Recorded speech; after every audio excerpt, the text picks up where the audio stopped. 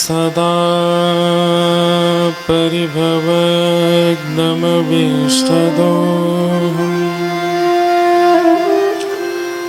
तीर्थास्पदं शिवविरञ्चनुतं शरण्यम् भृत्यार्थिहं प्रणतपाल भवाब्धिपोतम्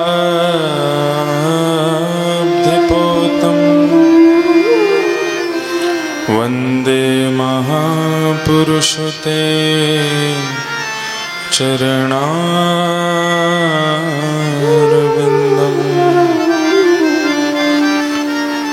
अस्ति स्वस्तरुणे कराग्रविगलत्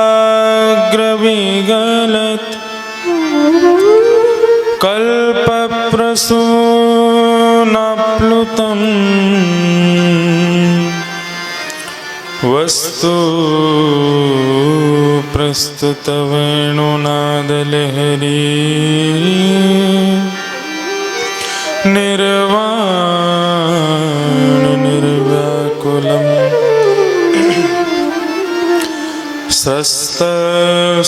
सस्तनिबद्धनि विविलसद्गोपीसहस्राव्रतम्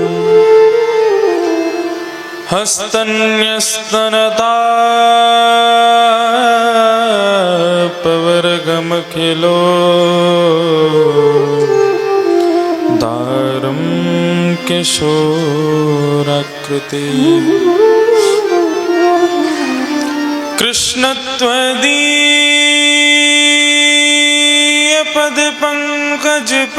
कृष्णत्वदीयपदपङ्कजपञ्जरान्ते अद्यैव मे विशतु मानसराजहंसः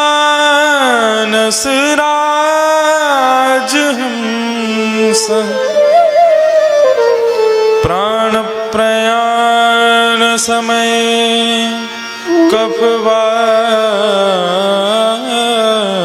कफवातपित्तैः कण्ठावरोधनविधौ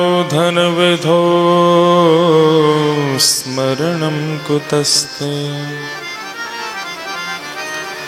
जय जय श्री राधारमण जय जय नवल किशोर जय गोपी चितचोर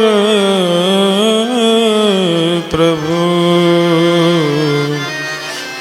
जय जय माखन चोर। श्री राधे श्री राधे राधे राधे श्री राधे श्री राधे श्री राधे राधे राधे श्री राधे श्री राधे श्री राधे राधे राधे श्री राधे श्री राधे श्री राधे राधे राधे श्री राधे जय राधे जय राधे राधे राधे जय राधे जय राधे जय राधे राधे राधे जय राधे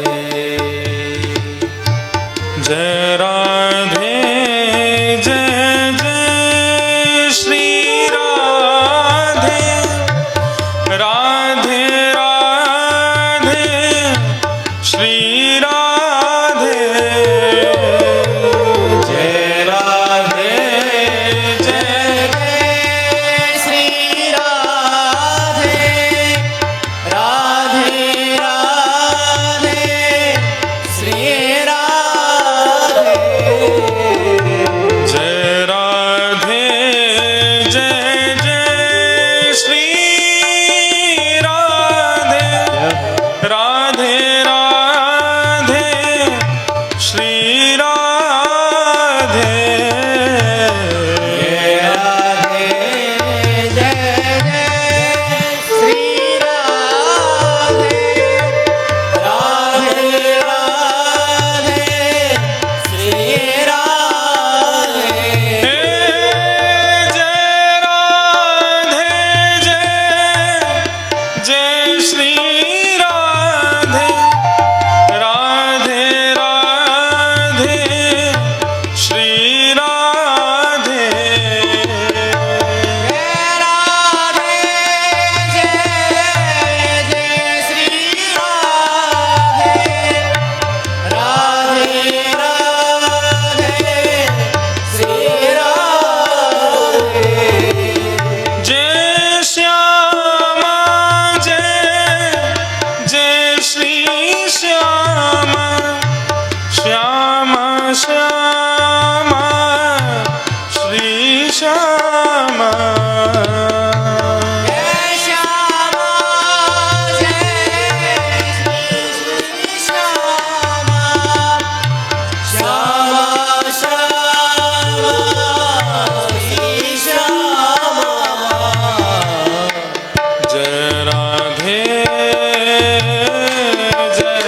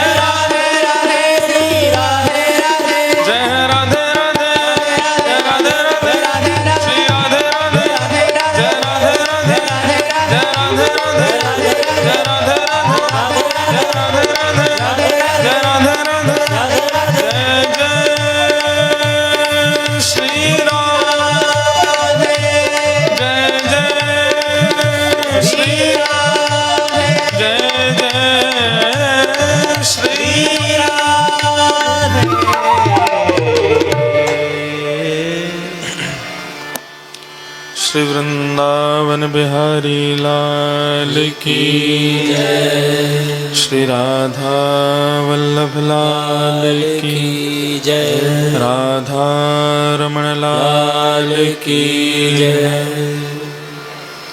श्याम सुंदर श्री यमुने महारानी की जय, 84 कोस ब्रजमंडल धाम की जय, सब संतन की जय, सब भक्तन की जय, सब विप्रन की जय, समस्त ब्रजवासीन की जय, आज के आनंद की जय। बोल मिथड़े बावल साईं आमा की जय। जय जय श्री राम, जय जय श्री राम, जय जय श्री राधे। द्वारिकाधीश की जय।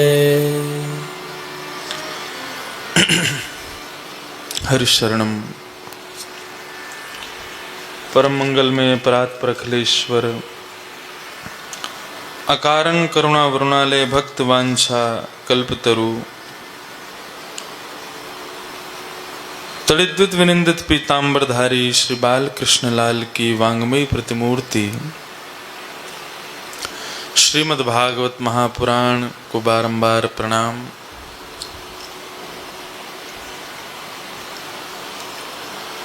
हम सबके मध्य में विराजमान भगवत भक्त परम श्री कृष्ण राधा चरण उपासक परम संत श्री साईं अम्मा को बारंबार प्रणाम एवं यहाँ विराजमान समस्त दिव्य ज्योति सबको मेरा प्रणाम। आप सभी श्रोताओं को बहुत बहुत जय श्री कृष्ण, जय सिया राम, जय श्रीमन नारायण।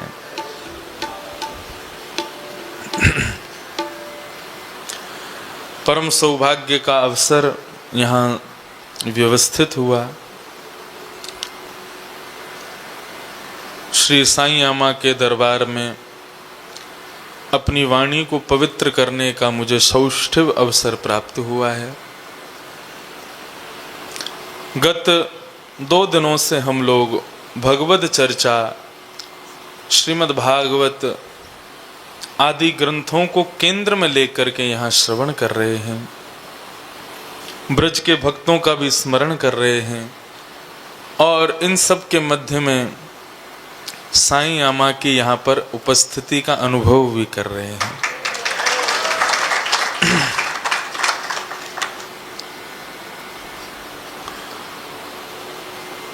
आज इस सत्संग सत्र का, इस दशकम धर्म लक्षणम, इस सुंदर विषय का 3रा दिवस।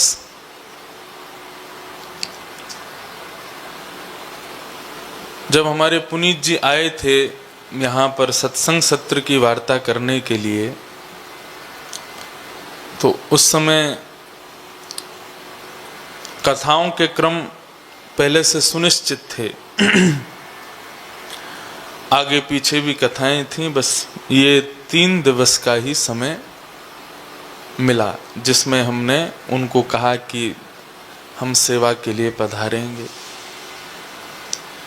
लेकिन अब आगे की कथाएं तो सब कैंसिल हो गई हैं, जाना हमको कहीं है नहीं है, यहीं बैठे रहें तो फिर क्या करें।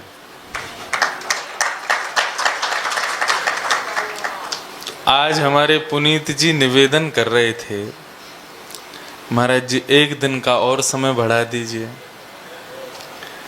हमने कहा साईं अम्मा की इच्छा है और सब कुछ कुशल रहेगा तो हमको क्या, हम तो घर ही बैठे हैं, उठा लाना 10 बजे।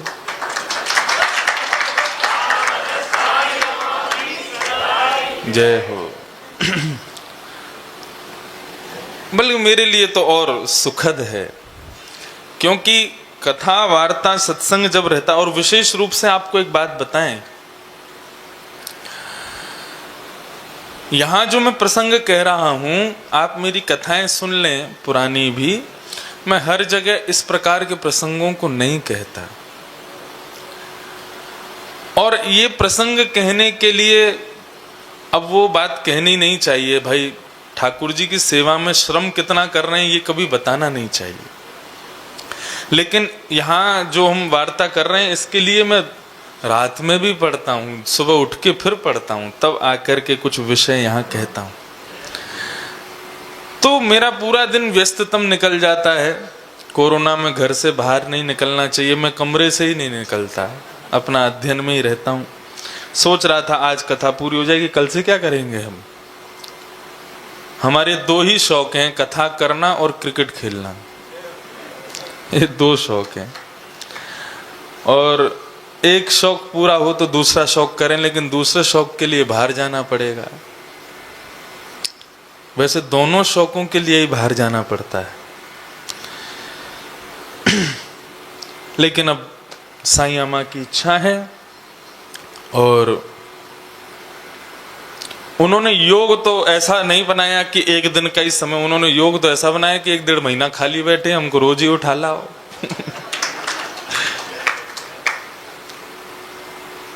लेकिन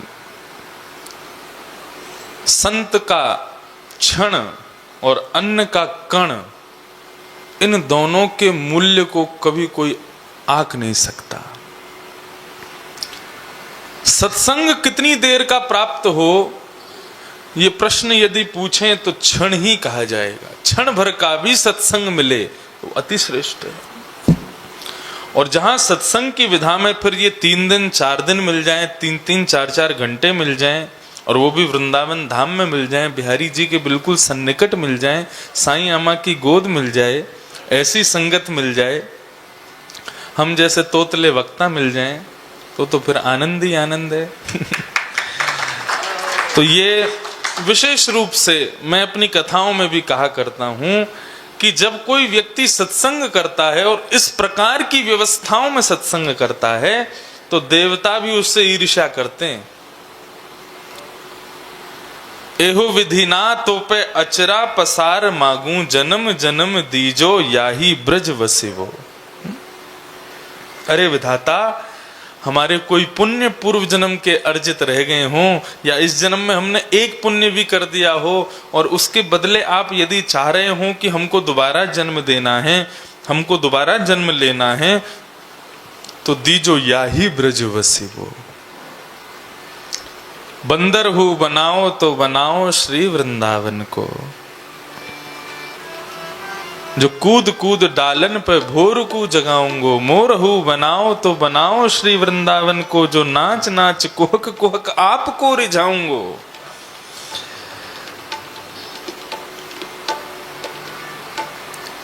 भगवान श्री कृष्ण कहते हैं, अष्ट छाप के सखाओं में एक सखा हुए परमानंद दास। परमानंद दास जी के बारे में आज सुबह ही पढ़ रहा था मैंने अष्ट सखाओं के विषय में भी कथाएं कही हैं गोवर्धन में। परमानंद दास जी की जो लेखनी थी, उसमें एक विशेष बात यह थी कि वो विरह पद के अधिष्ठाता थे। जब वो विरह पद गाते थे तो उनके आगे मानो जैसे उनके गुरुजन भी नतमस्तक हो जाते थे। एक बार का प्रसंग मैं आज ही पढ़ रहा था सवेरे। श्रीमद् वल्लभाचार्य जी महाराज प्रयाग से लौट के आ रहे थे वृंदावन ब्रजमंडल। बहुत ध्यान से सुनिएगा। प्रयाग से जब वृंदावन की ओर आ रहे थे तो बीच में पड़ा कन्नौज। हमको रोज बढ़िया बढ़िया इत्र लगाया जाता है सवेरे, हमारे ठाकुर जी को भी लगाया जाता है। और कल जो इत्र लगाया, कहाँ है भैया वो रे, कल जो इत्र आपने दिया, उस इत्र की सुगंधी से ही मुझको पता चल गया ये इत्र आपके द्वारा नहीं लेकिन किसी के द्वारा मेरे लाल जी की सेवा में आया है। और हमारे साथ में पंडित जी लोग सब ऊधमी बहुत रहते हैं। एक ऊधमी पंडित जी से वो इत्र की शीशी फूट गई। मैं तब से ही सोच रहा था इसको कहाँ से मंगाऊं। और जिन्होंने दिया वे भी सत्संग करते हैं। श्री हितम्बरीश जी ने दिया था और लाल जी की सेवा में उसका प्रयोग किया जा रहा था। लेकिन अब कहीं कथा में गए तो वहाँ हमारे एक पंडित जी से वो छूट गई और फूट गई। तो मुझे लगा कि इतना बढ़िया इत्र था, क्या करें, अब कहाँ से लावें।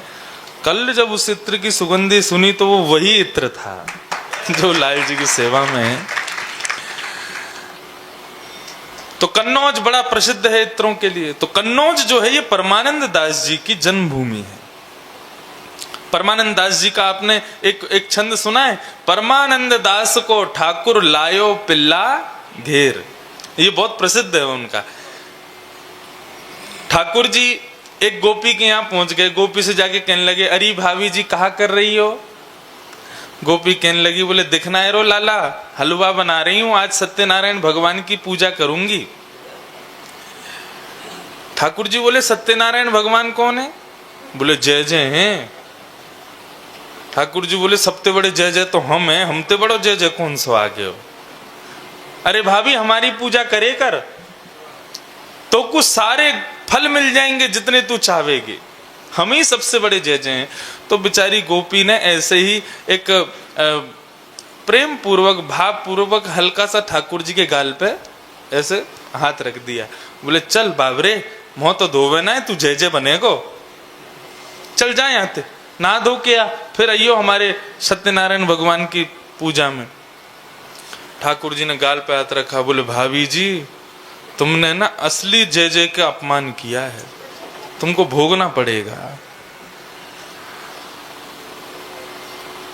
ठाकुर जी निकल करके गए। अब तो उनको यही लग रही है मन में कि कैसे बदला ले मैं।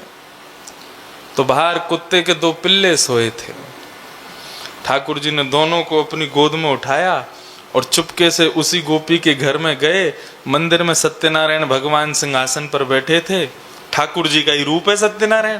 बोले चलो हटो यहाँ से, उठा के साइड में कर दिया। 2 पिल्ला बैठा दिए सिंहासन पे और जाते जाते कह गए, अरे भाभी सुनो, नेक अपने सत्यनारायण भगवान को दर्शन कर लियो।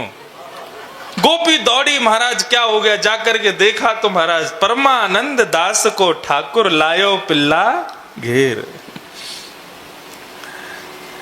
तो ऐसे ऐसे ये जो अष्ट सखाओं के पद हैं ना, इनको आप साधारण मत समझिएगा।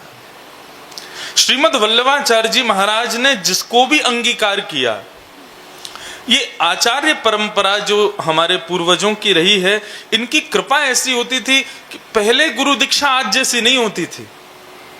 आज तो गुरुजी चाहते हैं कि मेरे चेला बहुत सारे हो जाएं, मेरे फॉलोअर्स खूब हो जाएं। लेकिन प्राचीन काल में ऐसा नहीं था। प्राचीन काल में गुरु परखते थे, परीक्षा करते थे, शिष्य योग्य होगा तब उसको दीक्षा देते थे। और दीक्षा देने के बाद में क्या होता था? शिष्य की दृष्टि बदल जाती थी। श्रीमद् वल्लभाचार्य जी महाराज ने मन में विचार किया, इस कलिकाल में संस्कृत के श्लोकों पर भगवत चर्चा सुनने से मानव कहीं ना कहीं इतनी विद्वत्ता ना होने के कारण वंचित रहेगा। क्या करें? तो आज के कलिकाल के लोगों के लिए श्रीमद् वल्लभाचार्य जी महाराज ने जिसको भी अंगीकार किया उसको एक दिव्य दृष्टि प्रदान की। चाहे वो सूरदास हो, चाहे वो कुंभन दास हो, चाहे वो परमानंद दास हो, इन सब अष्ट सखाओं को दिव्य दृष्टि मिली। और जब ये विचरण करते थे तो इनको ठाकुर जी की लीला का दर्शन होता था। और उसी लीला को फिर ये पद के माध्यम से लिख देते थे। वही अष्ट सखाओं के पद हैं, अष्ट छाप के सखा हैं। तो श्री परमानंद दास जी महाराज कन्नौज के निवासी, रात्रि हो गई थी। उन्होंने श्रीमद् वल्लभाचार्य जी से निवेदन किया, प्रभु जय जय, रात्रि बहुत हो गई है, कन्नौज में मेरा घर है, आप आज्ञा करें तो कुटिया पे पधारें।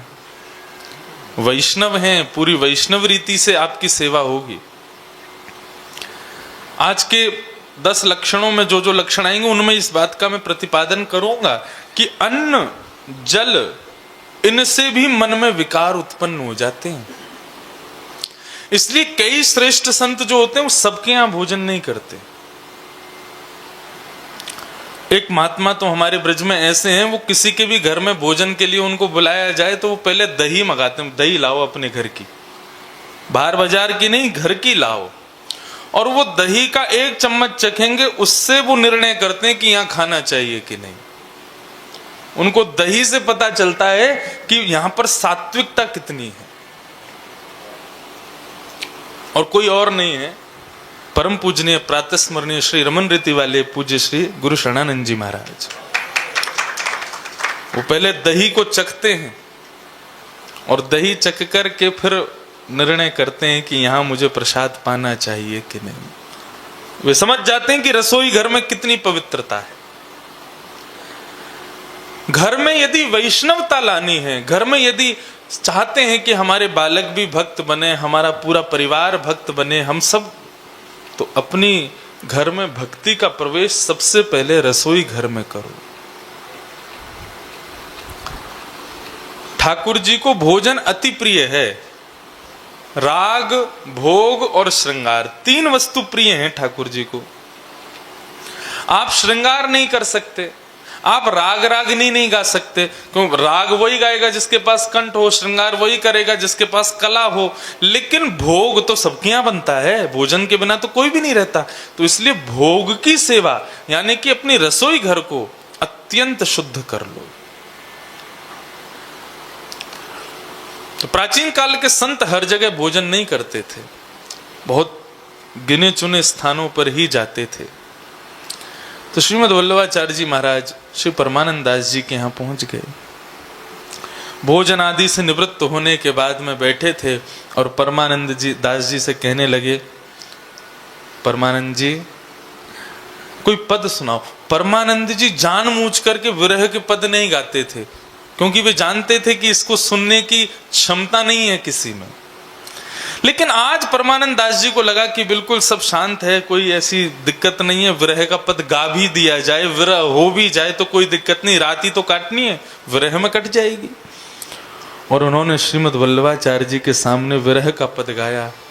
हरि तेरी लीला की सुधिया में, हरि तेरी लीला की सुधिया में।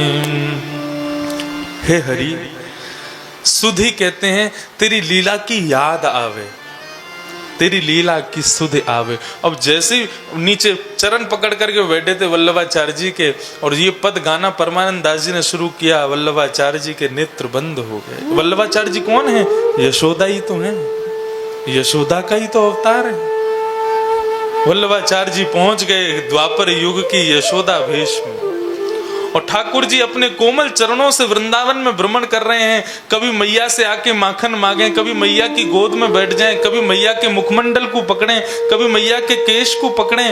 वो सब लीलाएं श्री वल्लभाचार्य जी के नेत्रों में घूमने लगी। हरि तेरी लीला की सुधिया वे, कमल नयन मन मोहनी मूर्ति, कमल नयन मन मोहनी मूर्ति। मन मन चित्र बनावे, मन मन चित्र बनावे, लीला की सुधिया वे। हरि तेरी लीला की सुधिया वे। एक बार जही मिलत माया करी, एक बार मिलत माया सो कैसे बिसरावे,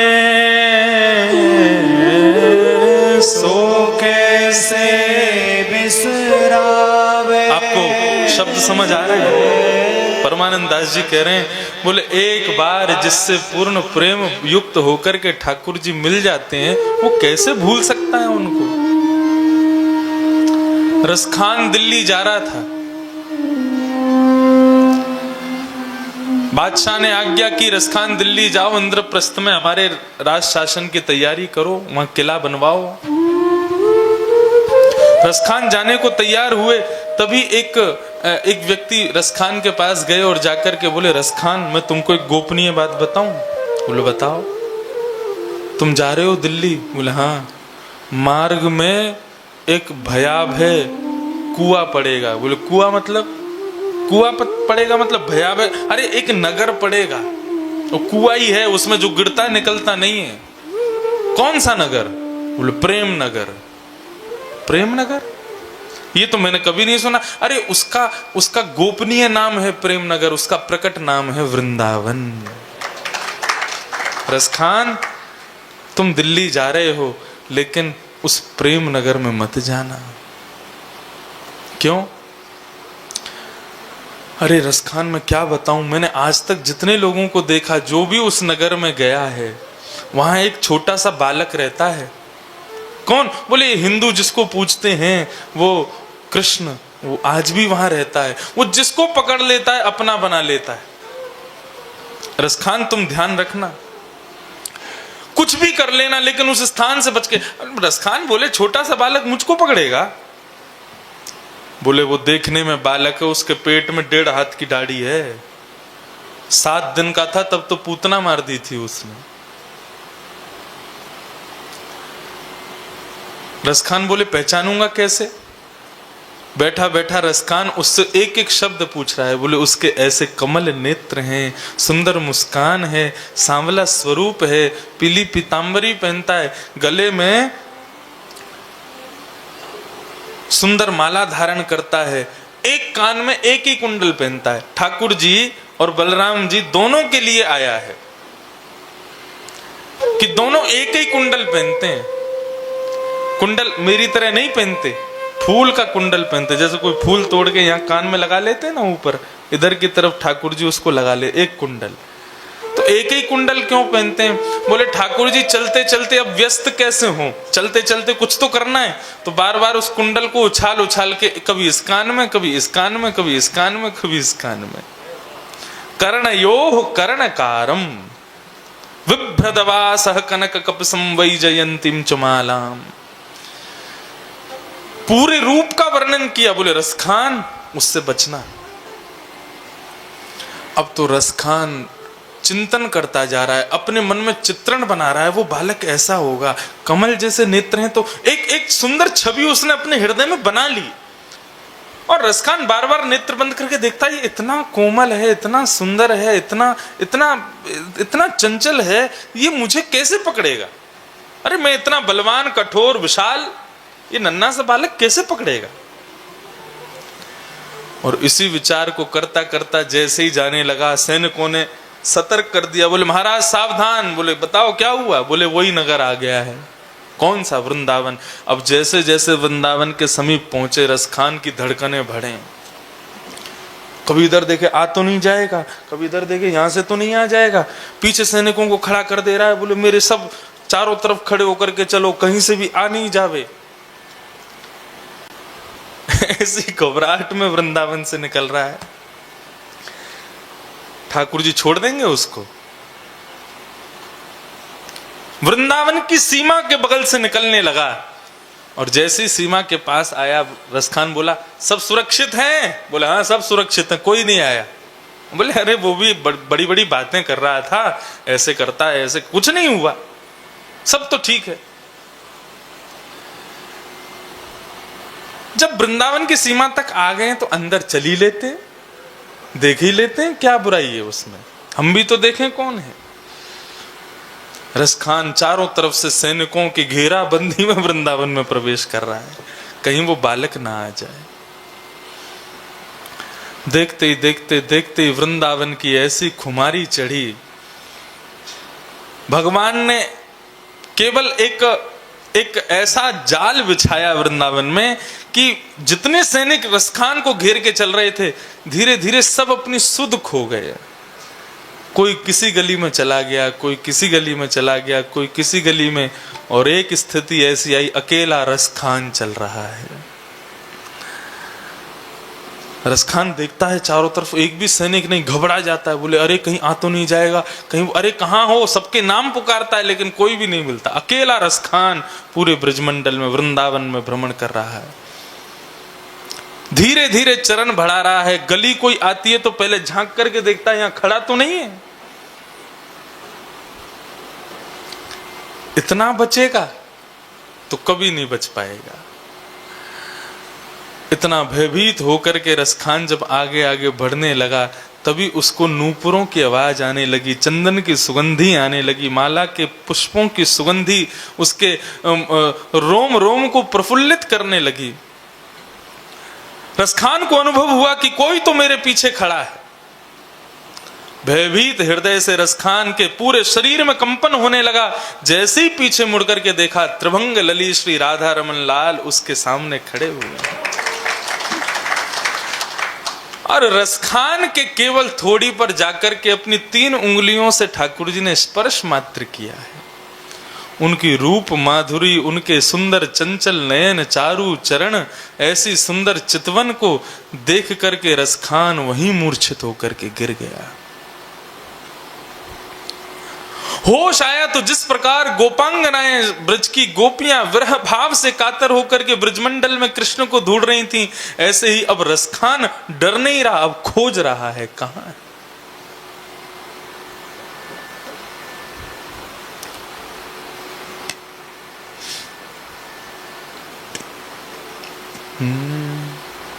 देता है कन्हाई जिसे प्रेम की दिशा, देता है कन्हाई जिसे प्रेम की दशा, सब विधि उसकी लेता है परीक्षा हो, सब विधि उसकी लेता है परीक्षा। कभी निकट बुलाए, कभी निकट बुलाए, कभी दूरियां बढ़ाए, कभी दूरियां बढ़ाए। छलिया हाथ नहीं आए कान्हा, हाथ नहीं आए हमें, श्याम ना मिला हमें, श्याम ना मिला हमें, श्याम ना मिला हमें, श्याम ना मिला। हे सुन राधिका दुलारी, सुन राधिका दुलारी, तेरे द्वार का भिखारी, तेरे द्वार का भिखारी। मैं हूँ श्याम का पुजारी, एक पीड़ा है हमारी, हमें श्याम ना मिला हमें, श्याम ना मिला हमें, श्याम ना मिला हमें, श्याम ना मिला हमें, श्याम ना मिला हमें, श्याम ना मिला हमें, श्याम ना मिला हमें, श्याम ना मिला। रसखान खोजते रहते हैं, रुदन करते रहते हैं, यमुना में स्नान करते हैं, ब्रजरज लपेट लेते हैं। रसखान जब चलते थे वृंदावन में तो लोग तो एक कंठी की माला पहनते हैं, लेकिन रसखान पूरी तुलसियों की कंठी की मालाओं से ही शरीर को ढक करके वृंदावन में घूमते थे। कोई पूछता था, रसखान एक तुलसी की माला काम कर सकती है, तुम इतनी माला क्यों पहनते हो? रसखान कहते थे कि तुम तो फिर भी पवित्र हो, कुल से हो, खानदान से हो, लेकिन मैं तो म्लेच्छ परिवार में जन्म लेने वाला व्यक्ति हूं। मुझे एक तुलसी की माला से वो काम नहीं हो पाएगा। मैं तो पूरे दिन तुलसी की मालाओं में खुद को ढक करके रखूं, तभी ठाकुर जी कृपा करेंगे। बादशाह ने एक दिन आकर के वृंदावन में देख लिया, आकर के रसखान से कहा, रसखान तुम हमारे महामंत्री हो, आदि आदि। रसखान बोला, मेरी याददाश्त चली गई, मुझे कुछ याद नहीं है। तुम कौन हो, मैं कौन हूं, मैं कहाँ का मंत्री, तुम कहाँ के राजा, मुझे कुछ नहीं पता। मुझे बस एक ही बात पता है, वृंदावन के राजा दो, श्याम राधिका रानी। बस दो ही राजा रानी हैं, या तो राधिका रानी है या श्याम राजा हैं। तुम कहाँ के राजा भैया, मुझे कुछ नहीं पता। तो वही बात कह रहे हैं, हरि तेरी लीला की सुधिया वे, एक बार जेही मिलत माया करी, सो कैसे बिसरावे, सो कैसे बिसरावे। एक बार जो मिल लेता है वो कैसे भूल सकता है आपको? भगवान बोले, क्यों, ऐसा क्या है मुझ में? मुख मुस्कान बंक अलकावली, मुख मुस्कान बंक अलकावली, चाल मनोहर भावे, चाल मनोहर भावे, भावे लीला की सुधिया वे, हरि हरि तेरी लीला की सुधिया वे। परमानंद प्रभु श्याम ध्यान करी, ऐसे विरह गवावे। परमानंद दास जी जब इस पद को गाने लगे, पद को गाते गाते ऐसे मंत्र मुग्ध हो गए, भूल गए मैं कहाँ हूँ।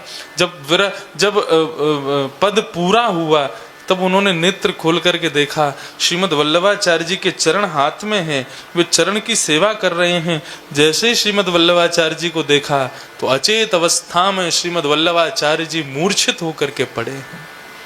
नेत्रों से अश्रुओं की धार बह रही है। एक दिन, 2 दिन, 3 दिन तक वल्लभाचार्य जी मूर्छा में रहे, उठे ही नहीं। और 3 दिन बाद जब मूर्छा टूटी है, वल्लभाचार्य जी ने परमानंद दास जी को अपने हृदय से लगाया। परमानंद दास जी ने उस समय प्रतिज्ञा ले ली कि आज के बाद विरह नहीं गाऊंगा। मेरे गुरु को कष्ट हुआ, मेरे गुरु को श्रम हुआ। ऐसे ऐसे पद हैं। फिर उसके बाद उन्होंने एक खिलता हुआ पद गाया, विमल जस वृंदावन चंद्र को, विमल जस वृंदावन,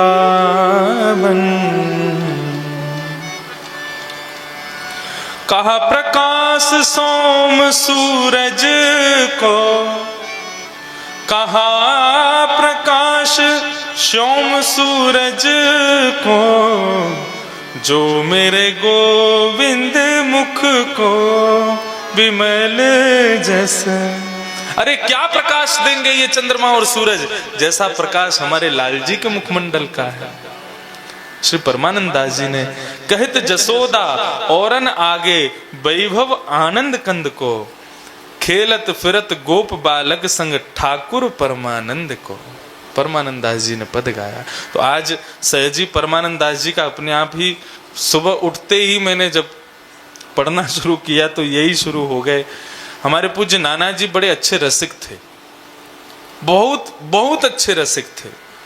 वृंदावन की रस परंपरा के अद्भुत विद्वान थे।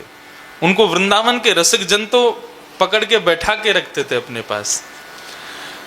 वे मुझसे कहा करते थे कि लाला, कभी प्रवचन में, कभी कथा में यदि सहज भाव से कोई भक्त का अनायास ही स्मरण आ जाए तो समझना चाहिए कि उस सभागार में वो भक्त आए हैं, बैठे हैं। तो श्री परमानंद दास जी आज निश्चित ही यहाँ पर चैतन्य भाव से बैठे हैं, इसलिए उनका स्मरण आया है। हम परमानंद दास जी का स्मरण इसलिए कर रहे थे, उन्होंने एक पद गाया है, कहा करूं वैकुंठ ही जाए, जहां नहीं नंद, जहां नहीं यशोदा, जहां नहीं नंद, जहां नहीं यशोदा, जहां नहीं गोपी ग्वाल और गाय, कहाँ करूं वैकुंठ ही जाए। आज कथा के विश्राम में पूरा पद गाएंगे, अभी कथा प्रारंभ करते हैं। ठाकुर जी कह रहे मैं क्या करूं वैकुंठ जाकर के, जहां पर गोप नहीं है, ग्वाल नहीं है, जहां पर कदम्ब के वृक्ष नहीं है, जहां पर नंद नहीं है, यशोदा नहीं है, ऐसे वैकुंठ जाके हम क्या करें। बंधुओं, पूरा विश्व कहता है कि मरने के बाद स्वर्ग मिले, वैकुंठ मिले, लेकिन ब्रजवासी कहता है मृत्यु के बाद यदि पुनः जन्म मिले तो आशा महो चरण रेणुज श्याम हम श्याम वृंदावने किमपि गुलमलतौषधीणाम। अरे विधाता, हमारे लिए तो मुक्ति भुक्ति सब कुछ पुनः वृंदावन ही है, हमें बार बार वृंदावन मिले। अच्छा, एक बात कह के फिर कथा में चलें। वृंदावन में जन्म, ये कौन सी तपस्या का फल है?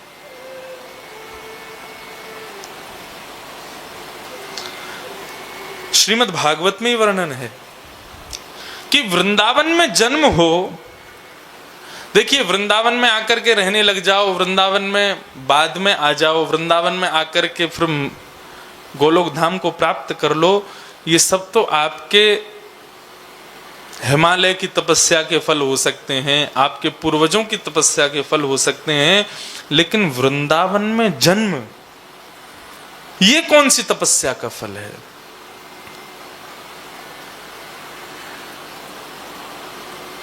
तो इसका भाव श्रीमद् भागवत में ही बताया गया कि बद्रीनाथ में जो व्यक्ति जाकर के तपश्चर्या करता है तो वहां की तपस्या के फल से उसको वृंदावन में जन्म मिलता है। ये बात स्पष्ट है। ये बात कैसे स्पष्ट की गई? एकादश स्कंद में बताया गया कि श्रीमन नारायण के हृदय में इच्छा प्रकट हुई कि मैं ब्रज में जन्म लूं, मेरा अवतरण व्रज मंडल में हो। आप लोग कहेंगे कि ब्रज को बनाया ही श्री कृष्ण ने, तो उनके हृदय में इच्छा क्यों प्रकट हुई? गोपी गीत में इस बात का स्पष्टीकरण गोपियों ने कर दिया, ते जन्मना ब्रजम अधिकम जयति जयति ते अधिकम जन्मना ब्रजः। हे कन्हैया, तुम्हारे जन्म से पहले भी वृंदावन श्रेष्ठ था, वृंदावन तुम्हारे जन्म के बाद और श्रेष्ठ हो गया। मतलब ये कृष्ण राधा लीलामृत जो है, ये जरूरी नहीं है द्वापर में कृष्ण अवतरण के बाद ही वृंदावन में प्रकट हुआ है। वृंदावन आदि अनादि काल से राधा कृष्ण प्रेम में विभोर है। ठाकुर जी की लीला यहां अनादि काल से चल रही है। ते जन्मना ब्रजम अधिकम जयति। तो ठाकुर जी के मन में इच्छा प्रकट हुई कि मैं ब्रज में जन्म लूं। तब श्रीमन नारायण ने बद्रीनाथ में जाकर के तपस्या की। नर नारायण दोनों ने की। नर कौन? अर्जुन, और नारायण श्री कृष्ण। तो नारायण की बद्रीनाथ की तपस्या का ही फल है कि वे वृंदावन में जन्म लेकर के पधारे हैं। अर्जुन की तपस्या आज भी चल रही है, आज भी वृंदावन में जन्म नहीं मिला अर्जुन को। तो वृंदावन की प्राप्ति बद्रीनाथ की तपस्या से होती है। तो जो लोग वृंदावन में जन्म लेते हैं उनको अपनी पीठ थपथपानी चाहिए, निश्चित ही उन्होंने किसी जन्म में बद्रीनाथ में तपस्या की है, इसीलिए वृंदावन प्राप्त है। तो वृंदावन अति श्रेष्ठ। कल हम लोगों ने ये दशकम धर्म लक्षण में क्षमा तक सुना था। धृति क्षमा, अब तक तो मैं ऐसे बोल रहा हूं जैसे कितने सारे सुन लिए, अभी 2 ही हुए हैं। धृति और क्षमा। धृति यानी धैर्य और क्षमा, ये 2 हमने 2 दिनों में सुने। धृति यानी धैर्य, उसकी प्राप्ति कैसे हो, अष्टांग योग के द्वारा हमने सुनी। और क्षमा, क्षमा के भाव को कल हम लोग सुन रहे थे। भगवान को मानव का यदि कोई गुण अति प्रिय है तो वो क्षमा का गुण अति प्रिय है। श्री जयदेव महाप्रभु के साथ ठगों ने क्या किया वो भी कल हमने सुना, और पूर्ण रूपेण ये बताया कि क्षमा स्वयं को दे देना चाहिए। इस दुनिया में सबसे बड़ा दान क्या है? एक दान तो कहती हैं गोपियां कि सबसे बड़ा दान क्या है? भूरिदा जना, ठाकुर जी की लीलामृत को जन जन को सुनाना, ये ठाकुर जी की कथा का दान, ये सबसे बड़ा दान है। और दूसरा श्रीमद् भागवत में ही लिखा है सबसे बड़ा दान क्या? अभय दान। मुझसे किसी को भय नहीं होना चाहिए, ये भी एक बहुत बड़ा दान है। यदि आपसे किसी को भय है तो माफ कीजिएगा, आपकी सदगति में बाधक बन जाएगी वो वस्तु। आपसे किसी को भय नहीं होना चाहिए। और अभयदान कब होता है? जब आप सबको क्षमा का दान करते हैं। सबको क्षमा दो, कोई आपसे भयभीत ना हो। क्षमा। अब यहां तीसरा गुण जो धर्म का है वो है दम। धृति क्षमा दमोस्तेयम। अब आता है दम। दम किसे कहते हैं? दमः असली शब्द। तो कल शायद मैंने बताया था, इंद्रियों की इच्छा प्रकट हो जाए और फिर प्रकट होने के बाद में उसको हम रोकें, उसको कहते हैं दमन। आगे इंद्रिय निग्रह आएगा, उसका मतलब तो होता है इंद्रिय की इच्छा प्रकट ही ना हो। लेकिन अब इंद्रिय की इच्छा प्रकट हो गई है तो प्रकट होने के बाद में उसको कैसे रोका जाए, उसको दम कहते हैं। दमा, दमा। अच्छा, इंद्रियां कितनी होती हैं? कितनी इंद्रियां होती हैं? 10 इंद्रियां होती हैं। 5 ज्ञानेंद्रिय और 5 कर्मेंद्रिय। ज्ञानेंद्रिय कौन कौन सी हैं? इत्र की सुगंधी बहुत बढ़िया है, कैसे पता चलता है? नाक, ज्ञानेंद्रिय। कोकिल साई स्थान का दर्शन अति सुंदर है, नेत्र, दूसरी ज्ञानेंद्रिय। स्वर बहुत मधुर है, बांसुरी का, कान, तीसरी ज्ञानेंद्रिय। मौसम पंखे लायक हो गया है, ज्यादा ठंड की आवश्यकता नहीं, त्वचा, चौथी ज्ञानेंद्रिय। और यहां का पापड़ बहुत बढ़िया है, ये कौन बताता है? जिह्वा। ये 5 ज्ञानेंद्रिय, 5 ज्ञानेंद्रियां हैं।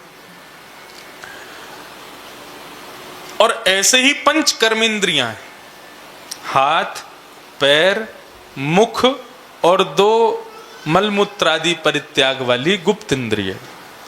ये 10 इंद्रियां हैं। इन बंधुओं, इनको 10 इंद्रियां मत समझो, ये 10 घोड़े हैं। और हमारा जीवन रूपी रथ ये 10 के 10 घोड़े खींचते हैं। जीव अपनी ओर खींचती है, आंख अपनी ओर खींचती है, कान अपनी ओर खींचते हैं, हाथ अपनी ओर खींचते हैं। आप सुबह उठ करके शाम तक का पूरा अपना सोचो, विचार करो, आप करते क्या हो? गुलामी करते हो, केवल और केवल अपनी 10 इंद्रियों की गुलामी।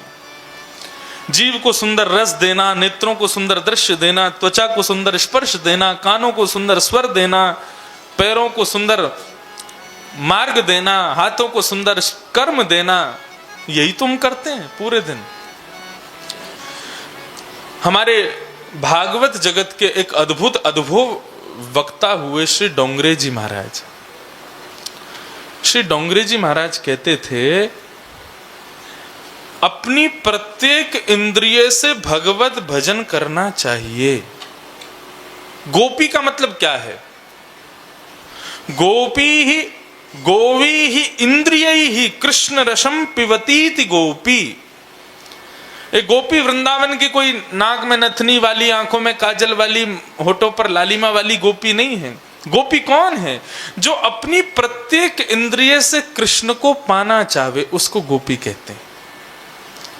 जिसके नेत्र ठाकुर जी का दर्शन करना चाहे, जिसके कान ठाकुर जी का श्रवण करना चाहे, जिसके भुजाएं ठाकुर जी का आलिंगन करना चाहे, जिसकी त्वचा ठाकुर जी का स्पर्श करना चाहे, जिसकी जिह्वा ठाकुर जी के अधरामृत का पान करना चाहे, उसको गोपी कहते हैं। लेकिन डोंगरे जी महाराज एक बात कहते थे, यदि कोई व्यक्ति अपनी किसी भी एक इंद्रिय से भगवत भजन नहीं करेगा तो उसी इंद्रिय से पाप हो जाएगा। समझ रहे हैं बात को?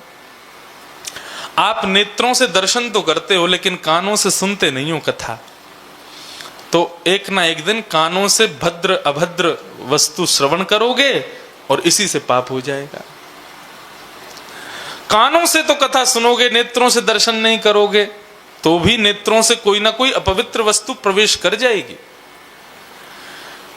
तो इस प्रकार यदि किसी भी एक इंद्रिय से आपने भजन नहीं किया, भगवत प्राप्ति का साधन नहीं अपनाया, तो वही इंद्रिय पाप की भागिनी बन जाएगी।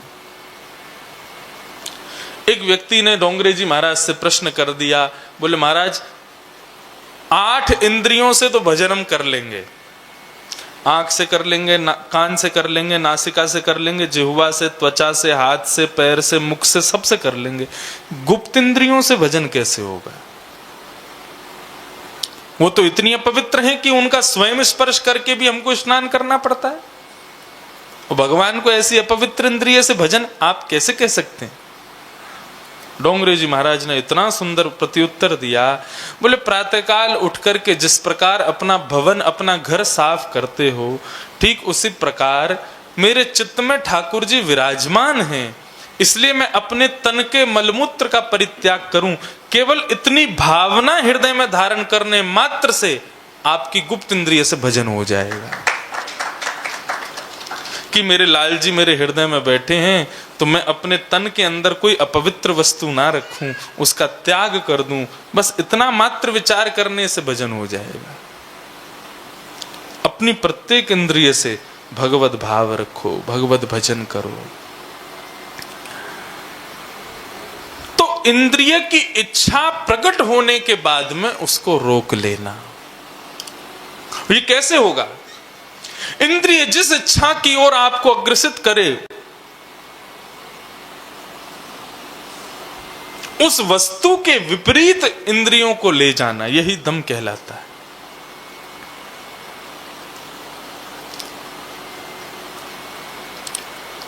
एक भाव लिखा था, किसी भी इंद्रिय का विषय उपस्थित है, मतलब नेत्रों को जो चाहिए आपके सामने रखा है, कानों को जो चाहिए आप उसको श्रवण कर सकते हो, जीव को जो रस चाहिए वो आपके सामने है। विषय किसी भी इंद्रिय का विषय सामने उपस्थित हो, परंतु आपका अधिकार उस पर ना हो, तो उसको भोगना नहीं चाहिए। ऐसे तो सामने बीड़ी भी रखी है, उसको पी लेंगे क्या, लेकिन हमारा अधिकार नहीं है, इसलिए उसका सेवन नहीं करेंगे। तो किसी भी विषय को देख करके उसमें अधिकारी अनधिकारी का भाव रखना, यही दम कहलाता है। इसी को दम कहते हैं। स्वामी विवेकानंद एक बार अमेरिका गए, अमेरिका में प्रवचन कर रहे थे। बहुत सावधानी से सुनिए सब लोग। तो प्रवचन करते हुए स्वामी विवेकानंद के उस प्रवचन पर एक युवती मोहित हो गई, और इतनी मोहित हो गई कि वो अब स्वामी विवेकानंद के सामने जाकर के खड़ी हो गई और कहने लगी कि महाराज, आप अकेले इस संसार का उद्धार नहीं कर पाएंगे, आप जैसा एक पुत्र और होना चाहिए। स्वामी विवेकानंद बोले, मैं समझा नहीं। बोले कि मैं आपसे ब्याह करके आप जैसे पुत्र को जन्म देना चाहती हूं।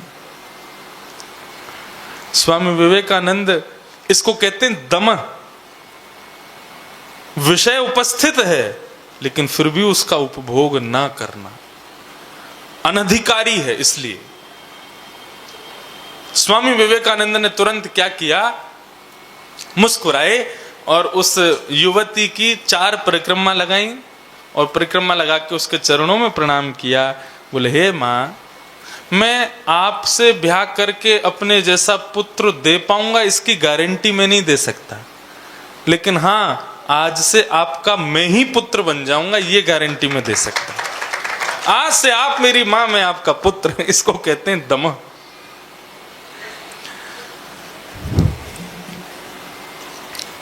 विषय थोड़ा सा गंभीर है, इसलिए ध्यान से सुनिए सब लोग। ये विषय इसलिए सुनाए जा रहे हैं ताकि जीवन में उतार पाए हम लोग। दमह, उपस्थित भोग की तरफ भी दृष्टि ना जाना, उसको कहते हैं दमह। ये तीसरा लक्षण है धर्म के 10 लक्षणों में। चौथा लक्षण अस्तेयम। अस्तेयम का मतलब क्या है? अस्तेयम का मतलब है चोरी ना करना। ये धर्म का चौथा लक्षण। अब आप लोग सोचेंगे शायद केवल धन की चोरी ही चोरी होती है। नहीं, चोरी के 2 प्रकार होते हैं। एक तो होती है कि किसी और के परिश्रम से कमाए गए धन को हड़प लेना, उसको चुरा लेना, यह भी चोरी है। किसी और के कमाए गए पुण्य की तरफ भी नजर रखना, यह भी चोरी है। यह भी चोरी है।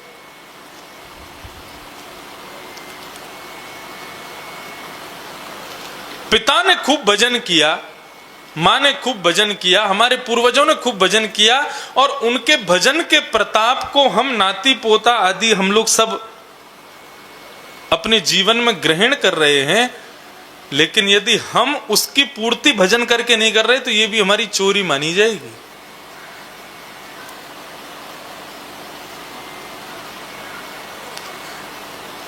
चोरी के प्रकार 2 हैं। आजकल लोग दीक्षा क्यों लेते हैं, गुरु क्यों बनाते हैं? गुरु इसलिए भी बनाए जाते हैं कि भैया हमारे पास भजन करने का समय नहीं है, गुरु नहीं होंगे तो भव से पार नहीं हो पाएंगे, गुरु तो होना चाहिए।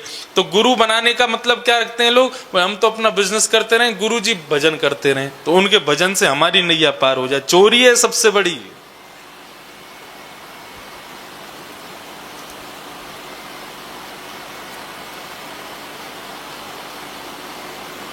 व्यक्ति रोज गुरु मंत्र का जाप अपने लिए करे, तो अपने लिए एक बार किया ना, 108 मन के में एक माला में किया, तो गुरु के लिए 2 बार करे। पूर्ति करते रहो गुरु की भी, नहीं तो चोर माने जाओगे, चोरी समझी जाएगी।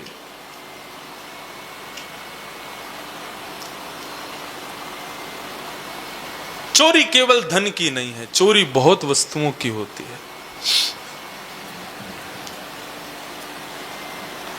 अस्तेयम। एक संत थे, वो संत पूर्णमासी के दिन केवल अपनी कुटिया से निकला करते थे और एक वृद्ध माता थी, उनके घर जाके भोजन किया करते थे। बाकी के दिन स्वयं पका के भोजन किया करते थे। आज पूर्णमासी के दिन जब वो भोजन करने के लिए माँ के यहाँ गए तो वृद्ध माँ ने भोजन बना करके परोसा, संत ने पा लिया, और भोजन पाने के बाद जैसे ही वो माँ के घर से निकले अपनी कुटिया के लिए, तो सामने से एक सुंदर युवती आ रही थी। संत का स्वभाव ऐसा बन चुका था कि वो किसी भी युवती को, किसी भी कन्या को देखते थे तो यदि वो उम्र में बड़ी है तो उसके प्रति माँ का भाव रखते थे, और उम्र में छोटी है तो बहन का भाव रखते थे। लेकिन आज उस संत के नेत्रों में विकृति आ गई। जैसे उस सुंदरी युवती को देखा तो ना तो माँ का भाव उत्पन्न हुआ, ना बहन का भाव उत्पन्न हुआ, बस सुंदरी है, कितनी सुंदर है, ये भाव उत्पन्न हुआ। वो युवती जैसे ही निकल गई, संत अपना सिर पकड़ करके बैठ गए। ये हुआ क्या? ये मेरे मन में विकृति आई कैसे? मैं आज कथा में कह रहा था अन्न का भाव। संत ने अपना पूरा दिन देखा, अपने पूर्व के बिताए गए दिनों को खोजा, मैंने कोई अपराध तो नहीं कर दिया, मुझसे कोई गलती तो नहीं हो गई। लौट करके माँ के पास गए, बोले माँ आज तुमने भोजन सिद्ध कैसे किया था? रोज जैसे करती हूं वैसे किया था। बोले माँ मैंने आज तक आपसे पूछा नहीं, लेकिन आप ये बताओ, आप अकेली रहती हो, आपके पास में सब्जी राशन पानी खरीदने का धन कहां से आता है? तब माँ ने बताया, बोले कि मैं रुई की बत्तियां बनाती हूं और बना करके बेचती हूँ, उससे जो धन आता है उससे बनाती हूँ। तो माँ आज जो सब्जी लाई थी वो कब खरीदी थी? बोले आज सुबह ही खरीदी थी। बोले आज सुबह जो धन का प्रयोग किया वो कहाँ से आया था, वो कब मिला था? बोले वो भी आज सुबह सुबह अपनी रुई की बत्तियां बेच करके मिला था। वो रुई की बत्तियां कब बनाई थी? बोले कल रात्रि में बनाई थी। बोले कैसे बनाई थी? बोले रुई की बत्ती जैसे बनाती हूँ वैसे बनाई थी बैठ करके, और वो बनाई थी। बोले कुछ हुआ था क्या उस समय? तब उस माँ ने कहा कि हाँ, कल रात्रि में जब मैं रुई की बत्तियां बना रही थी तो मेरे घर का तेल खत्म हो गया, जिसकी वजह से लौ जो जल रही थी, दीपक जो जल रहा था वो बुझने लगा था, और मुझे कुछ बत्तियां पूरी करनी थी। सुबह मेरे ग्राहकों को आना था, तो मैं सोचने लगी तेल है नहीं, लौ जला नहीं सकती, बत्ती जला नहीं सकती, अब ये बत्तियां बनाऊं कैसे? तब मैंने देखा कि मेरे पड़ोस की खिड़की में से रोशनी आ रही थी मेरे आंगन में। तो मैं अपनी समस्त रुइयों को लेकर के वहां पहुंच गई और उस पड़ोस की खिड़की से आने वाली रोशनी में बैठ करके मैंने बाकी की रुई की बत्तियों को सिद्ध किया। संत ने कहा ये पड़ोस में कौन रहते हैं? बोले कि एक परिवार रहता है। बोले ये क्या करते हैं? बोले ये तो मुझे नहीं पता। जा करके पूछताछ की तो पता चला कि पड़ोस में जो परिवार रहता है उनमें जो एक व्यक्ति रहता है वो चोरी करता है और चोरी करके धन कमाता है। उस धन से घर का राशन पानी आता है, उसी धन से तेल आता है, जिस तेल में दीपक जलता है, उस दीपक की रोशनी में माँ ने बत्ती सिद्ध की थी। उसकी वजह से उस संत के हृदय में विकृति आ गई। तो विचार कीजिए, पाप प्रवेश करने के लिए आपकी आज्ञा का अनुमति नहीं लेगा। आपकी अनुमति मिले तब पाप प्रवेश करे। वो इतना सूक्ष्म है, वो कैसे भी प्रवेश कर जाएगा। चोरी मत करो। एक महात्मा रहते थे वृंदावन में।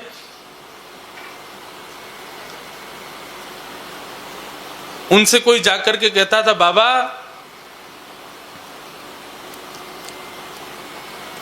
भगवान कैसे मिलेंगे? तो वो कहते थे, तेरी जेब में कितना रुपया है पहले ये बता। अगर कोई व्यक्ति अपनी जेब में हाथ डालने लगता था और 100, 200, 500, 1000 की नोट निकालता तो बाबा डंडा लेके उसके पीछे भागता, भाग यहां से। उनके बड़े चर्चे थे वृंदावन में, सुदामा कुटीर में रहते थे। एक बार एक सेठ जी आए, उन्होंने अपनी दोनों जेबों में 2-2 लाख रुपए रख लिए। बोले मैं जाके पूछता हूं बाबा से, बाबा भगवत प्राप्ति कैसे होगी? बोले जेब में कितना रखा है? उसने 2-2 लाख की 2 गड्डियां निकाली। बाबा फिर डंडा लेके भागे उसके पीछे। अंत तो गत्वा सब लोगों ने घेर लिया बाबा को और पूछे, बाबा तुम बार बार पूछते हो जेब में क्या है? जेब 100 रुपया दिखाने वाले को भी मारते हो, 4 लाख रुपया दिखाने वाले को भी मारते हो, तो है क्या मतलब आपका? अरे बोले ये तेरी कुर्ता की जेब में कितना रखा ये नहीं पूछता मैं, तेरे हृदय की जेब में भजन कितना रखा है मैं ये पूछता हूं। तेने भजन कितना किया, नाम जप कितना किया, कितना कमाया? नाम जप करोगे नहीं, भगवत नाम कमाओगे नहीं, और मुझसे पूछोगे भगवान कैसे मिलेंगे? अरे भगवान के नाम को कमाओ पहले। इसीलिए मैं गाता हूं, हरि का भजन करो। अगर बंधुओं भगवत नाम नहीं कमाते हो, भगवत नाम गुणानुवाद नहीं करते हो और वैकुंठ की कामना करते हो, तो ये भी चोरी है। भगवत नाम कमाओ। हरि का भजन करो, हरि है हमारा। हरि का भजन करो, हरि है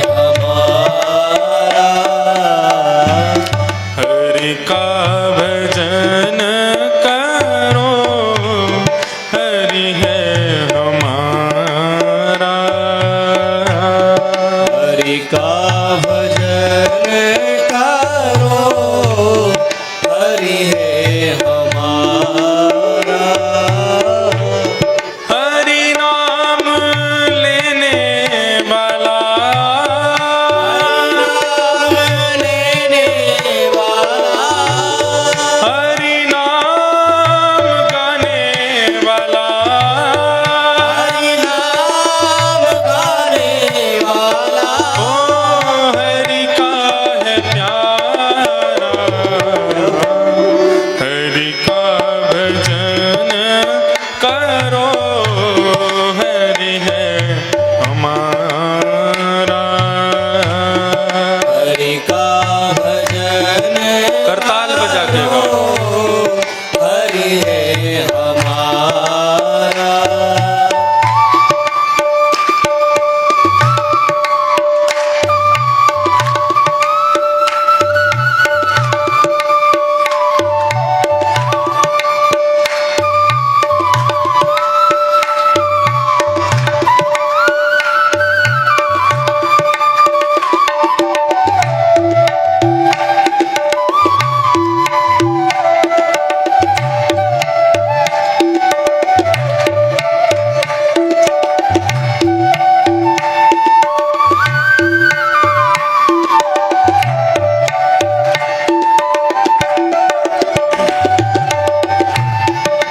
कोई कहे राधे श्याम, कोई कहे सीताराम, कोई कहे राधे श्याम, कोई कहे सीताराम, कोई कहे राधे श्याम, कोई कहे सीताराम, कोई कहे राधे श्याम, कोई कहे सीताराम, कोई गिरधर गोपाल, कोई राधा माधव लाल, कोई गिरधर गोपाल, कोई राधा माधव लाल। यही हरि दीन बंधु, यही हरि दीन बंधु, यही हरि करुणा सिंधु, यही हरि करुणा सिंधु। ओ नमो बारंबार, हरि का भजन करो, हरि है हमारा।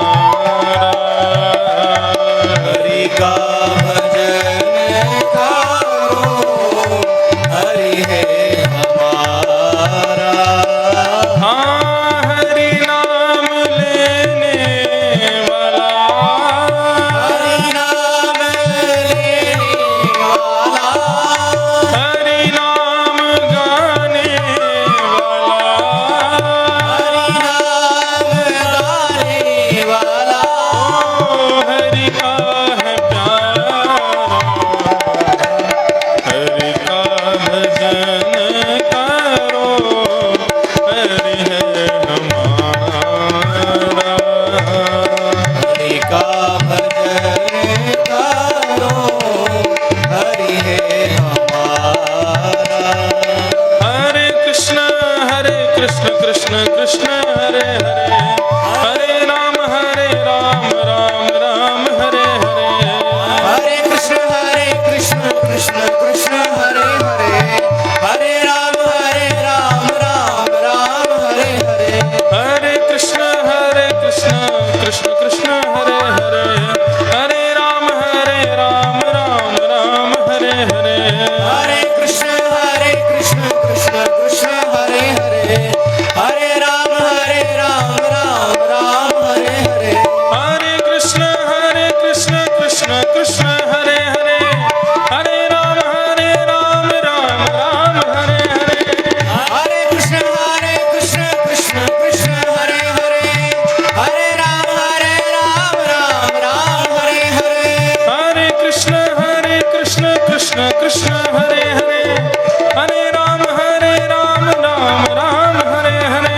हरे कृष्ण कृष्ण कृष्ण हरे हरे, हरे राम राम राम हरे हरे। ओ हरे कृष्ण कृष्ण कृष्ण हरे हरे, हरे राम राम राम हरे हरे। हरे कृष्ण कृष्ण कृष्ण हरे हरे, हरे राम राम राम हरे हरे।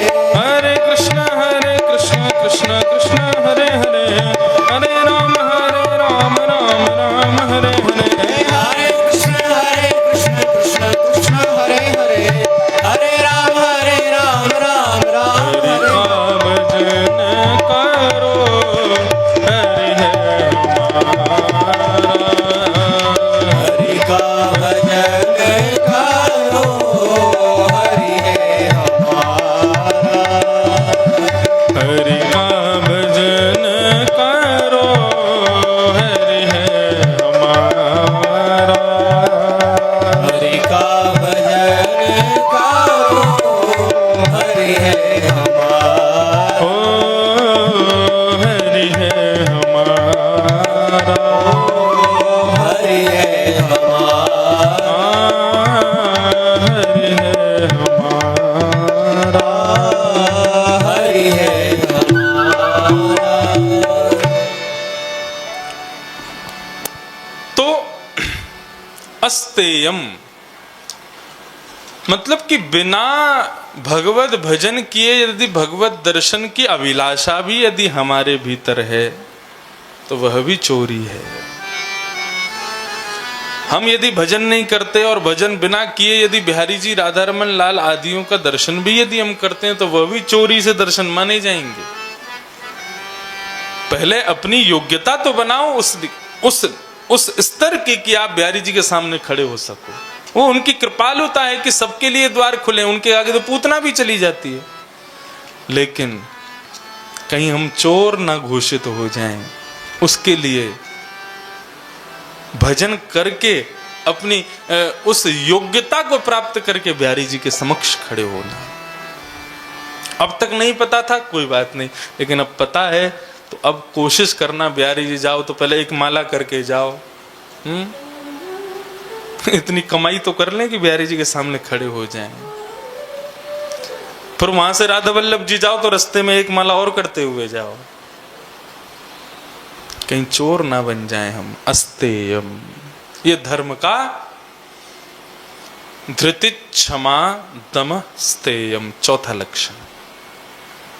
दो चोर थे। अच्छा, ये कई बार हमने देखा है कि कई भजनानंदी तो नहीं, मतलब हाँ, वृंदावन में रहने वाले लोगों के मन में भी विकृतियां होती हैं। बिहारी जी का निरंतर दर्शन कर रहे हैं, राधा वल्लभ लाल जी का निरंतर दर्शन कर रहे हैं, राधा रमन जी के सामने ऊंचे ऊंचे स्वरों में कीर्तन कर रहे हैं, लेकिन फिर भी उनके कभी दर्शन करने में आता है कि उनमें भी विकृतियां हैं। वो इसीलिए है क्योंकि अस्तेय है उनका, वो बिना भजन के ठाकुर जी को दर्शन कर रहे हैं। उसके श्री प्रहलाद जी महाराज के विषय में आता है, श्री ध्रुव जी महाराज के विषय में, कि ध्रुव जी महाराज ने भगवान का दर्शन किया, उसके बाद 36,000 वर्ष के लिए राज्य किया। लेकिन कहते हैं कि उसके बाद उनको क्रोध आया और उन्होंने वध करना शुरू कर दिया था अपने भाई के हत्यारों का। तो परीक्षित जी ने प्रश्न किया था सुखदेव जी से कि इनको तो भगवान का दर्शन हो गया था, फिर इनको क्रोध क्यों आया? तब सुखदेव जी कहते हैं, बोले दर्शन तो भगवान का हो गया था लेकिन भजन नहीं हुआ था। मतलब जब तक भगवत नाम आश्रय नहीं लोगे, जब तक भगवान के नाम के आश्रित नहीं होगे, भगवान तुम्हारे सामने भी खड़े हो जाएं तो भी विकार तो रहेंगे। अरे रावण का मति क्यों नहीं बदल गई राम जी को देख के? पूतना की मति क्यों नहीं बदल गई कृष्ण को देख के? कंस के मन में विकार क्यों नष्ट नहीं हो गए दर्शन करके? इनसे भी पता नहीं चला कि राक्षस भगवान के सामने होकर के भी विकार युक्त हैं, तो हम विकार से शून्य कैसे हो जाएंगे जब तक नाम जीवन में नहीं आएगा। भगवत नाम भगवान से भी बड़ा है। अब आप लोग विचार करो, हम लोग किसके सहारे जी रहे हैं आज तक? बिहारी जी 24 घंटा तो खड़े नहीं रहते मेरे सामने। और मैं अपनी सत्य बात बताऊं, आप बिहारी जी के दर्शन मैंने किए लॉकडाउन के बाद, राधा वल्लभ लाल जी के भी किए, लेकिन 1.5 साल लगभग हो जाएगा, 1 साल से ज्यादा हो जाएगा, राधा रमन जी नहीं गया मैं। इस बीच में राधा रमन जी का एक पद भी गा दिया, राधा रमणम हरे हरे। राधा रमन जी के खूब भाव लिख दिए, राधा रमन जी का खूब स्मरण कर लिया, अपने लाल जी के बड़े बड़े उत्सव किए, लेकिन राधा रमन जी का दर्शन अभी तक मैंने नहीं किया है। और सत्य बताऊं, मन में बिहारी जी के लिए एक बार को हुआ था कि बहुत दिन हो गए दर्शन नहीं किए, राधा वल्लभ जी के लिए हुआ कि मन में बहुत दिन हो गए अब दर्शन नहीं हुए। राधा रमन जी का तो लग रहा है कि कल ही परसों दर्शन किया है, क्योंकि नाम के रूप में हृदय में विराजमान है। श्री प्रहलाद जी महाराज भी कहते हैं, जब बड़े बड़े राक्षस उनको मारने का प्रयास करते हैं, प्रहलाद जी तब भी नहीं मरते, तब प्रहलाद जी से बड़े बड़े राक्षस कहते हैं, तेरा हरि आसपास खड़ा है क्या तेरी रक्षा करने के लिए? तब प्रहलाद जी कहते हैं नहीं। तो जनार्दनानुस्मरणानुभाव, बोले जनार्दन भगवान को आने की आवश्यकता नहीं है, केवल उन्होंने अपना नाम भेज रखा है मेरी रक्षा में, वो नाम मेरी रक्षा कर रहा है।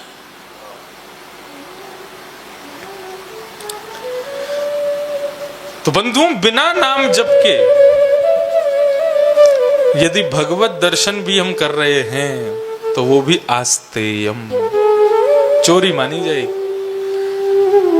परम पूजनीय प्रातस्मरणीय श्री मलुक पीठ वाले महाराज जी ने एक बात कही मुझसे कि इंद्रेश जी, कभी कहीं पर जाओ और आदमी सब यजमान लोग बुलाते हैं, बड़े बड़े श्रोतागण अपने अपने घर बुलाते हैं, यदि वो आपको कुछ खाने पीने की सामग्री अर्पित करें तो कोशिश करना मत खाओ, लेकिन यदि बहुत जिद करें और आपको पाना पड़े तो या तो पाने से पहले या पाने के बाद 2 मिनट या तो प्रवचन कर देना या फिर भजन कर देना, मतलब कीर्तन करवा देना। मैंने कहा क्यों महाराज जी? बोले नहीं तो चोरी मानी जाएगी। तुमने बिना परिश्रम किए जल पी लिया किसी के घर का, बिना परिश्रम किए उसके घर का अन्न खा लिया, परिश्रम क्या करो? बोले तुरंत सत्संग कर दो वहां पर। हम यहाँ पापड़ इसीलिए फ्री में नहीं खा रहे हैं, पहले कथा सुनाते हैं फिर पापड़ खाते हैं, कहीं चोरी ना हो जाए। तो ऐसे ही बिहारी जी के दर्शन तो सुलभ हैं, वृंदावन में सब सुलभ है, लेकिन हम अपने स्तर से सोच के चलें, हम बिहारी जी को क्या दे करके जा रहे हैं?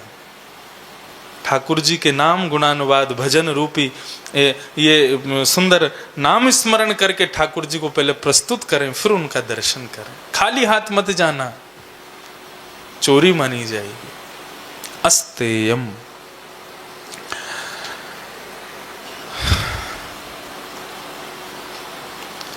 कपट और छल ये भी चोरी के ही रूप हैं।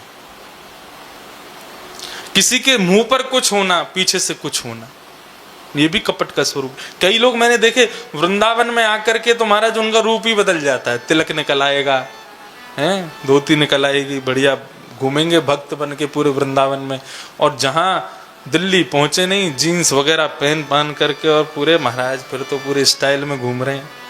ये भी कपट है, चोरी है।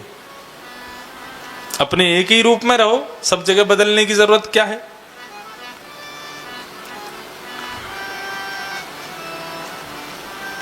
स्वयं से छल मत करो, स्वयं से भी कपट मत करो, वह भी चोरी मानी जाएगी। अस्तेयम।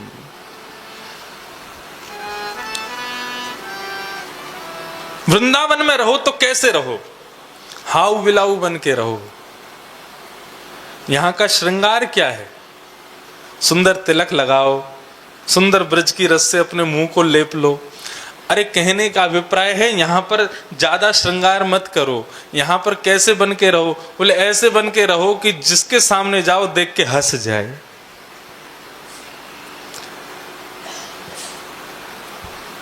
तटीय स्थान के महात्माओं के दर्शन किए? वो कैसे रहते हैं? गोपी चंदन लगा लेंगे यहाँ तक, और फिर यहाँ अपनी ये पलकों के ऊपर भी, यहाँ पे भी चंदन लगा लेंगे, नाक पे भी चंदन लगा लेंगे, यहाँ पे भी चंदन लगा लेंगे, फिर घुटमुंडे हो जाएंगे और ऊंची ऊंची धोती पहनेंगे, श्री हरिदास पटका डाल लेंगे और बिल्कुल ऐसे लगेंगे जैसे कोई मानो हाउ बिलाऊ कोई घूम रहा है। उनसे कोई पूछे बाबा तुम सही के कपड़ा पहन ले करो, ये मुंह बढ़िया सुंदर बना ले करो, ऐसे ऐसे विचित्र बन के क्यों घूमते हो? बोले तू ना जाने, विचित्र बन के बिहारी जी के सामने जावे, बिहारी जी हंस जावे हमको देख के, वाह ये देखो कौन आया। बोले दुनिया के लोग सब सज धज के जामे, बिहारी जी कोई को देख के हंसे ना है, लेकिन उन सजे धजे में हमें देखते होगो तो हमें देख के हंस जाते होगो। ठाकुर जी की प्रसन्नता के लिए वृंदावन में ऐसे रहना चाहिए।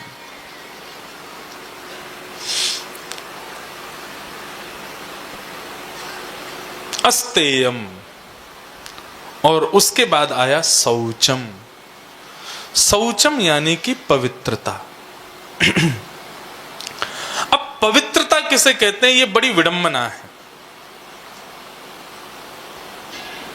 बाह्य पवित्रता को पवित्रता कहते हैं कई लोग, अपरस को पवित्रता कहते हैं, कोई छुबना नहीं, हमसे दूर रहो, कोई हमको छीना नहीं, हमको स्पर्श मत कर लेना, स्पर्श कर लेंगे तो नहाने के लिए जाते हैं, ठाकुर जी की सेवा में हम प्रस्तुत नहीं हो पाएंगे। पवित्रता, बाह्य पवित्रता को पवित्रता नहीं कहते, आंतरिक पवित्रता को पवित्रता कहा जाता है। अब ये कहां गई पवित्रता? वो कर्माबाई बिना नहाए धोए रोज खिचड़ी बनाती थी, और खिचड़ी कहीं नीचे लग ना जावे, जल ना जावे, तो अपने दांतुन करते करते अपने दांतुन के पीछे के भाग से उसको चला भी देती थी। उसको खाने के लिए श्री जगन्नाथ भगवान प्रकट होते थे। ये पवित्रता का स्वरूप है। यहां क्यों नहीं है पवित्रता? एक राजस्थान में जैसे मीराबाई हुई, ऐसे ही राजस्थान में एक और भगवान की भक्त हुई, मुझे स्मरण नहीं आ रहा नाम, नहीं एक और थी। तो वे राजस्थान से वृंदावन को आ रही थी। राजा ने अपने दूतों को छोड़ दिया था उनको मारने के लिए, तो उन दूतों से बचने के लिए, अपने परिवार के लोगों से बचने के लिए, करमेती बाई, तो उनसे बचने के लिए वो 3 दिन तक मरे हुए ऊंट के गर्भ में रही थी। 3 दिन तक। कोई जानवर मर जाए तो उसकी गंध इतनी, दुर्गंध इतनी बुरी होती है कि वहां से निकलना भारी पड़ जाता है। वो 3 दिन तक उस ऊंट के गर्भ में रही। 3 दिन बाद निकल करके जैसे तैसे वृंदावन पहुंची। वृंदावन में उनको लोग जानने लगे, करमेती बाई वृंदावन आई हैं। कुछ संत महात्मा उनके यहाँ जाया करते थे उनको आशीष देने, प्रवचन सुनाने के लिए। ऐसी भक्त हुई करमेती बाई। किसी ने उनसे पूछा, करमेती बाई हमको पता चला कि तुम 3 दिन ऊंट के गर्भ में रही थी। बोले हाँ। तुमको बदबू नहीं आई, गंध नहीं आई? तब करमेती बाई कहती हैं, इस संसार के भिगे विषय भोग विलास की दुर्गंध से अच्छी तो उस मरे हुए ऊंट के गर्भ की गंध थी। इस संसार में जो विषय हैं, जो भोग हैं, इस संसार की जो माया की दुर्गंध है, उस दुर्गंध के आगे तो ऊंट की दुर्गंध भी ठीक थी। इस संसार में माया मोह की जो दुर्गंध है वो अति अपवित्र है। बाह्य पवित्रता पर भगवान रीझते हैं, मैं नहीं मानता इस बात को। भगवान को आंतरिक पवित्रता चाहिए। आपका चित्त शुद्ध होना चाहिए। चित्त की शुद्धि विशेष है। शौचम। और वो चित्त की शुद्धि कैसे होगी? श्रीमद् भागवत के रुद्र गीत में भगवान शिव कहते हैं कि भगवान ने अपने अंग से 2 गंगाओं को प्रकट किया। चरणों से निकली गंगा प्यारी, जिसने सारी दुनिया तारी, उससे तो तन पवित्र होता है। लेकिन भगवान के मुखमंडल से जो गीता प्रकट हुई है, जो भागवत प्रकट हुई है, जो सत्संग प्रकट हुए हैं, उनके श्रवण से मन की शुद्धि होती है, चित्त की शुद्धि होती है। चित्त की शुद्धि करना बहुत विशेष आवश्यक है। और श्रीमद् भागवत आदि इन सत्संगों के द्वारा हम चित्त की ही शुद्धि पर विशेष ध्यान दे रहे हैं, चित्त की ही शुद्धि कर रहे हैं। तो चित्त की शुद्धि, शुद्धौ च वसते लक्ष्मी, शुद्धता का ध्यान तो रखना चाहिए। क्यों? जहां शुद्धता होती है वहां लक्ष्मी निवास करती है। शुद्धौ च वसते लक्ष्मी।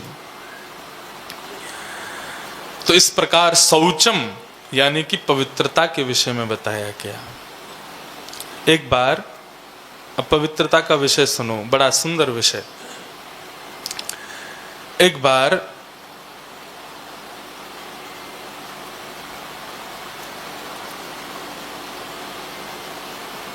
श्रीनाथ जी की सेवा में गोवर्धन में एक झाड़ू लगाने वाला एक व्यक्ति पूरे गिरिराज जी में झाड़ू लगाता था। उसके मन में सदैव वे भाव होता था कि मैं उच्च प्रजाति का नहीं हूं, उच्च कुल का नहीं हूं, मेरे कर्म इतने पवित्र नहीं है कि मैं गिरिराज जी पर चढ़कर के श्रीनाथ जी का दर्शन कर सकूं। रोज झाड़ू लगाता गिरिराज जी के परिसर में और मन में विचार करता कि हे प्रभु, हे श्रीनाथ जी, हे गोवर्धननाथ, हे गिरधरलाल, मुझे दर्शन कब होंगे आपके? मैं झाड़ू लगाने वाला हूं, मेरी इतनी योग्यता तो नहीं कि मुझे आपके दर्शन हो सके। लेकिन वो पूरे गिरिराज जी की परिक्रमा में झाड़ू लगाता लगाता और अंत में श्रीनाथ जी के मंदिर का दर्शन करता और शिखर का दर्शन करके, ध्वजा का दर्शन करके अपने मन को शांत करता था। बहुत ध्यान से सुनिएगा। एक बार वो झाड़ू लगा रहा था तो ऊपर श्री गोविंद स्वामी जी, ये भी अष्ट सखाओं में एक हुए श्री गोविंद स्वामी, ये गोविंद स्वामी जी दर्शन करने गए श्रीनाथ जी का। आज श्रीनाथ जी के मन में विचार हुआ कि आज मैंने सबको दर्शन दिए, आज हमारे गिरिराज जी के परिसर में झाड़ू लगाने वाले को दर्शन देना है, कैसे दें? तो उन्होंने पूरी लीला रची, बहुत सुंदर लीला है श्रीनाथ जी की। गोविंद स्वामी दर्शन करने के लिए आए तो गोविंद स्वामी जो थे, अष्ट सखाओं में सबसे ज्यादा भगवान किससे खुले थे? गोविंद स्वामी से खुले थे। इतना आपस में परस्पर प्रेम था कि मानो जैसे दोनों लंगोटिया यार हों। ठाकुर जी जब श्रृंगार करवाते थे गुसाई जी से अपना, तो श्रृंगार करते करते गोविंद स्वामी बाहर खड़े खड़े पद गाते थे। तो पद गाते गाते ठाकुर जी को मस्ती आती, क्या करूं? तो देखते मोती आदि पड़े हैं श्रृंगार के लिए, तो एक मोती उठाते, जैसे ही गुसाई जी नीचे के श्रृंगार में लगते तो ठाकुर जी मोती फेंक के मारते, गोविंद स्वामी के सिर पर लगता। गोविंद स्वामी बोले, अच्छा मानेगो ना? बोले, मैं ना मानूंगा, मैं तो ऐसे ही मारूंगा। बोले, रुक जा, तो मैं बताऊं। अब जो मोती उनको मारा, उसी मोती को पकड़ करके गोविंद स्वामी जैसे ही मारने की मुद्रा में आते, ठाकुर जी गुसाई, देख देख मुंह को मार रहा है। गुसाई जी कहते, गोविंद स्वामी ये दृष्टता करते हो, ठाकुर जी के ऊपर प्रहार करोगे? गोविंद स्वामी कहते, यार छोरा है, समझा लो अपने, ये मुंह को मारे तो कछु ना देखियो, कैसो मां तो सूझ गयो मेरो, और मैं मारूं तो तुम्हें दिक्कत है। ऐसा प्रेम था गोविंद स्वामी और श्रीनाथ जी का। बंधु, आज भी ये अनुभव हो सकते हैं। आपके घरों में जो अर्चावतार विराजमान हैं, ठाकुर जी के जो श्री स्वरूप विराजमान हैं, उनसे आज भी ऐसे अनुभव हो सकते हैं। तो गोविंद स्वामी एक दिन दर्शन के लिए गए तो राजभोग आरती हो गई। राजभोग के बाद गोविंद स्वामी खड़े खड़े दर्शन कर रहे थे। ठाकुर जी इशारा करने लगे। अच्छा, गुसाई जी जो सेवा करते थे ठाकुर जी की, उनके सामने ठाकुर जी चुप रहते थे। बोले, इनके तो हम सेवक, ये हमारे सेवक हैं, इनसे तो हमको बंध के रहना पड़ेगा। ठाकुर जी भले ही त्रिलोकी नाथ हों, लेकिन हम सबके घर में बैठे हैं, हमारे जैसे, मानो हम जैसे रखेंगे वैसे रहने को तैयार है। चाहे कुछ पहना दो, कुछ खिला दो, कुछ खवा दो, कैसे रख लो, सब स्थिति में रह लेते हैं। अर्चक के बंधन में होते हैं ठाकुर जी। तो गोविंद स्वामी जी ठाकुर जी का दर्शन करते करते ठाकुर जी के सामने खड़े थे। तो ठाकुर जी ने उनसे प्रार्थना की। बोले, गोविंदा, हाँ आज्ञा करो।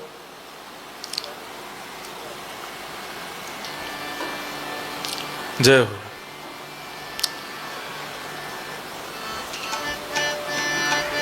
राधे गोविंद भजो राधे गोविंदा, राधे गोविंद सब लोग बैठ जाओ।